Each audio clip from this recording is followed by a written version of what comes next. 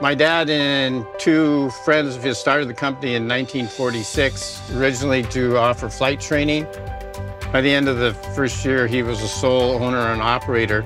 It's just amazing over the 75 years how it's grown from that one seaplane to 22 now that we operate. We fly to some of the most beautiful places on the planet, and those places are hard to get to. It's an all-day drive by car. We can have you there in, like I say, 35 minutes. It's just a real special thing to be able to offer people in the Northwest. Safety is our highest priority. Second to that, I think we want to feel that we're exceptional with customer service. Most people in Seattle know us for our flying, but we also have a pretty significant service and maintenance department. One thing that really sets apart the Kenmore Restoration Program is the level of detail we go to. You want everything to be safe, and then you want everything to be long-lasting, and then you want it to be visually pleasing, and then you want it to be just a little bit more perfect.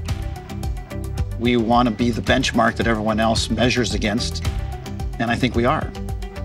It's always bittersweet when we finish a project. There's a sense of pride, there's a sense of relief. You know, the sweet part of that is seeing the tail light go over that hill over there. The airplanes are cool, and the flying and the destinations that we fly to are beautiful, but if you don't have good people, then the rest of that is pretty hard to get done. We've had a number that have worked with us 30, 40 years. I think that says a lot for a company that people want to stick with us that long. My dad always believed in practicing the golden rule, treating other people the way you want to be treated. He did that with customers, he did that with employees and everything. And I think that was one of the major contributors to the success of the company.